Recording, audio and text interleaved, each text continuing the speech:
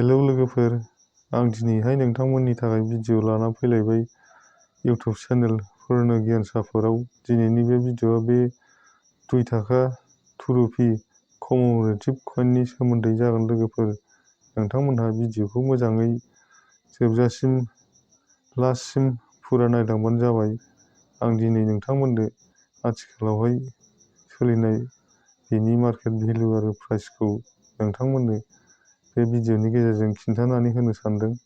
नोंथांमोनहा भिडिअखौ मोजाङै लास्टसिम फुरा नायलांबानो जाबाय। आरो गिबियावनो आं नोंथांखौ गुरैयै रिकुवेस्ट खालामो, नोंथाङा चेनेलाव गोदानबा अननानै आंनि बे फोरोंनो गियान सापर्ट इउटुब चेनेलखौ साबस्क्राइब खालामनानै लाबानो जाबाय आरो लोगोसे लाइक, शेयार, कमेन्ट खालामबानो जाबाय। बेबायदि सिमानाक सिकिखौहाय बबे मिन मार्कनिखौ कालेक्सन खालामनानै दोनोबा इयुनाव फिउचाराव मोजां लाब आरो बेनिफिट मोननो हागोन, बेनि सोमोन्दै आं नोंथांमोननो बे भिडिअनि गेजेरजों खिन्थानानै होगोन। नोंथांमोनहा भिडिअखौ लास्टसिम फुरा नायलांबानो जाबाय। बे सिकिनि अभार साइडआव जों लिरनायखौ नायोबा नुनो मोनो, लेफ्ट साइडजोंहाय हिन्दीजों लिरनाय दं, गोजौआव भारत आरो बिनि गाहायाव रुपि, आरो गेजेराव अष्टम, बिनि गाहायाव सत्यमेव जयते आरो 2 नमिनेशन लिरनाय जों नुनो मोनो। आरो राइट साइडजों जों इंराजिजों लिरनायखौ नायोबा जों नुनो मोनो इन्डिया आरो बिनि गाहायाव रुपिस। आरो रिभार्स साइडजों जों लिरनायखौ नायोबा नुनो मोनो लेफ्ट साइडआवहाय लिरनाय दङ छत्रपति शिवाजी, आरो राइट साइडजों इंराजिजों लिरनाय दङ छत्रपति शिवाजी। आरो बिनि गेजेरावहाय महाराज छत्रपतिनि पर्ट्रेटल' जों नुनो मोनो। आरो राइट साइडजों जों इयारनि मेनसन जों नुनो मोनो 1999। आरो बिनि पर्ट्रेटनि गाहायावहाय मिनमार्कनि जों नक्सा जों नुनो मोनो राउन्ड डट। बे सिकिखौहाय 1999 इयार्सआव रिलिज खालामनाय जादोंमोन लोगोफोर, बे महाराज छत्रपति शिवाजीनि 2 थाखानि 2 रुपिनि कमेमरेटिभ कइनखौहाय। बे सिकिया बबे मेटेलनि होननानै बुङोबा जों बे सिकिनि मेटेला जाहैबाय कपार निकेल,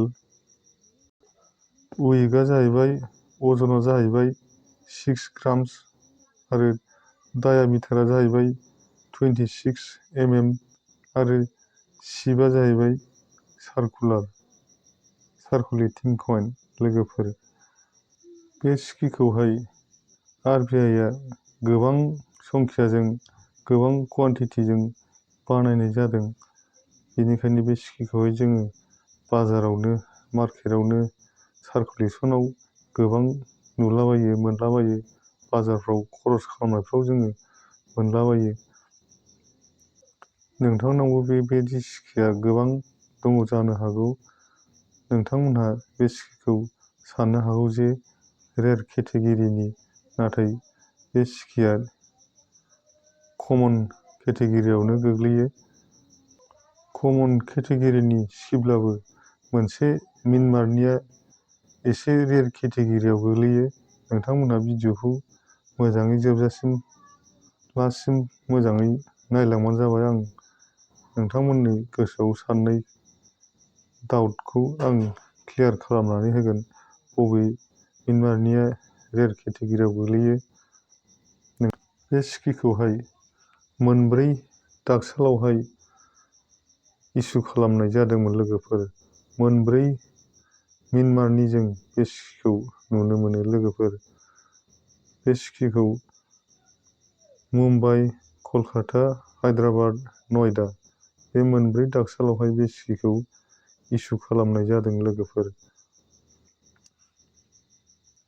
बे 2 रुपि महाराज छत्रपति शिवाजीनि कमेमरेटिभ कइननि आथिखालावहाय सोलिनाय मार्केट भेलुआ बम्बे मिन्ट फाइन कन्डिसननिफ्राय लानानै इउएनसि कन्डिसनसिम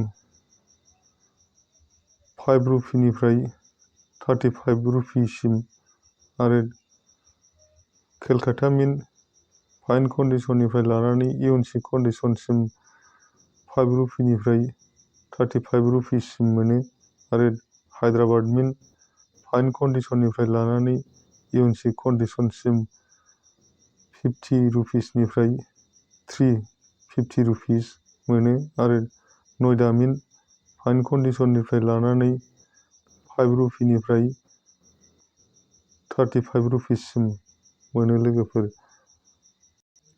नोंथाङा कालेक्सनाव दोननो गोसोबा हायद्राबाद मिन्ट मार्टनिखौ कालेक्सनाव दोननो हागोन। बे हायद्राबाद मिन्ट मार्टनिया एसे रेर केटेगरियाव गोलैयो। कालेक्सननि थाखाय मोजां कालेक्टिबल जानानै दं बे हायद्राबाद मिन्ट मार्टनिया। बम्बे मिन्ट मार्टनिया डायमन्ड नक्सा थायो आरो केलकाताना नो मिन्ट मार्क जायो, जेबो नक्सा थाया आरो हायद्राबाद मिन्ट मार्टनिया स्टार थायो आरो नयडाना बेबायदिनो राउन्ड डट नक्सा थायो लोगोफोर। नोंथांमोनहाबो नक्सायाव नायब्लानो मोजाङै सिनायनो हायो बबेना माबायदि नक्सा थायो, बबे दाकसालाव बानायनाय ना माबायदि नक्सा थायो। बे नक्साखौ नायबानो नोंथांमोनहा मोजाङै सिनायनो हायो।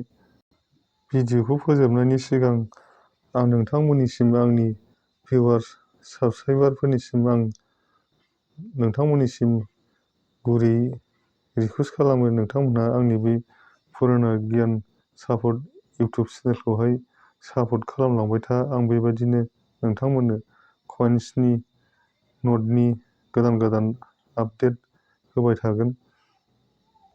भिडिअखौ नायनानै मोजां मोनदोंबा नोंथांमोनहा लाइक, शेयार, कमेन्ट खालामनो दाबाव। अब्ला दिनैनि बे भिडिअखौ बेखिनियावनो दोनथ'नोसै लोगोफोर। उननि भिडिअआव लोगो मोनफिनसिगोन। एसेनोसै, गोजोन्थों।